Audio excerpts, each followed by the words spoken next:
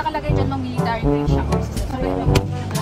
Bibili tayo ng cellphone ngayon dahil birthday ng aming papa. Ganito yung mga comment na gustong-gusto kong basahin and ganito naman talaga dapat ang mindset. Sa mahal ng bilihin, wala na talagang hiya-hiya dahil kung inuna ko yung hiya ko 3 years ago, wala kami ng mga bagay na meron kami ngayon. Anyway, paakyat kami ng Baguio ngayon dahil may appointment ng passport si Pa. And syempre, kasama na naman namin itong mga bagets na to. Sobrang sulit ng bakasyon nila, pati damit ko. Damit na din nila. Nagbakasyon silang walang dalang damit. Medyo na late na nga si Pat doon sa appointment niya, kaya sabi ko ako na lang magpa-park. Medyo hindi ako sure kung kaya ko pang mag-park, pero ayan, nakaraos naman, na-park ko pa rin ng maayos. Tapos habang nag-aantay, nagtingin-tingin na rin kami ng cellphone kasi nga ireregalo namin to sa birthday ni Papa dahil parinig siya ng parinig last month pa. Pero hindi ko nga pinapansin si Papa para kunwari hindi talaga ako bibili. Surprise ulit, syempre. Etong sa Realme guys, ang ganda kasi waterproof daw siya. Tapos si ate nang gugulat. Bigla ba namang hinampas yung cellphone? Nabetan ko yung Realme, pero nagtingin-tingin muna kami, baka may other options pa. Deserve naman na niya ng bagong phone kasi 5 years ago na yung last na binili kong phone niya, and sabi ng kapatid ko naka-tape na daw yun. Etong kapatid ko naman nanghihingi ng tulong dahil hindi marunong mag-order sa Starbucks. Sa akin pa talaga nanghingi ng tulong, hindi ko rin alam. Fast forward, dumating na nga si Pat, so eto, bibili na namin yung phone. Sa lahat ng chinek namin, etong Realme talaga yung nagustuhan ko dahil matibay siya and waterproof daw. Diretso uwi na rin kami nito ng Pangasinan dahil sobrang lakas ng ulan, hindi rin kami makakapasyal. Di bale, marami pa namang araw para bumalik. Kinabukasan nga after ng Baguio namin, dumiretso na kami ng San Fabian para sunduin si Papa. Medyo nagmumuryot pa nga siya dito kasi sabi namin wala kaming pera, walang budget, so hindi kami makakalabas ganun or handa. Pero sabi niya okay lang naman, pero alam ko medyo nalungkot yan. Etong time na to, nagpaplano na kami kung paano namin ibibigay sa kanya yung cellphone, and ang naisip namin, nakawin namin yung cellphone niya para kunwari mawawala. Tapos sabi ko ayan, vlog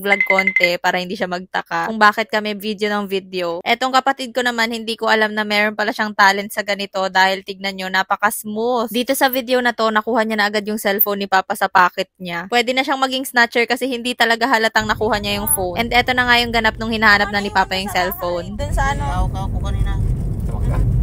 Ha? Di ba ulit, babalik naman tayo. Kaya nga, tawagan nyo na lang si nanay, baka naiwan nyo. Hindi, ako ko kanina dito. Miss call mo nga. Wala akong load eh.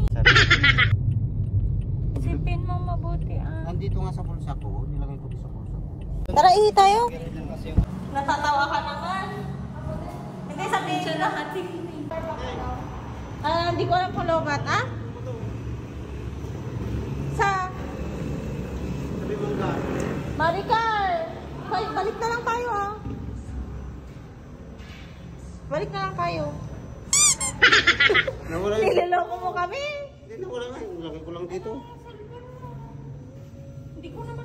Baka naiwan mo naman kay nanay. Hindi, nagsisilpo nga ako nung dumating kayo. Nandito na ako sa mga. Ayun na si Pat. Balik tayo, sabihin mo sa kanya na lang pa. Ika mo na.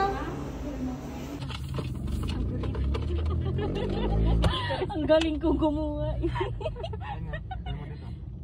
Ay siya. Mas maganda pag nasa lingdarin na ate. Wala, stress na yan, hindi yan sasama.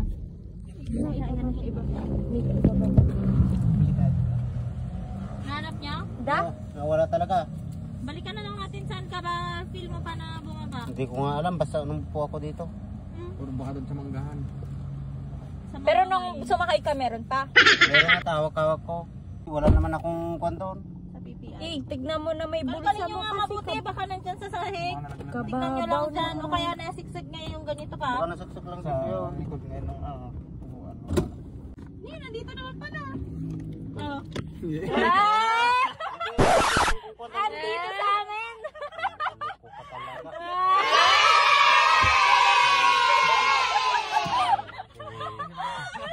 Importante yun naman. Kasabot ko, thank you ha. Thank you. After nga naming mabigay yung phone niya, si Maricar nang bahala. So, eto, dumiretso kami saglit sa Lingayen kasi maliligo kami sa dagat dahil tamang-tama yung weather ngayon, hindi mainit.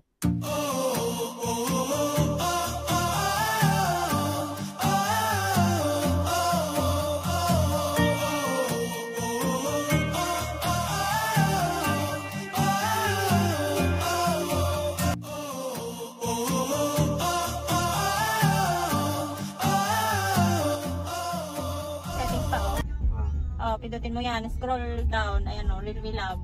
Tapos, ayan, eject water. Tapos, dapat naka-full yung volume mo pa.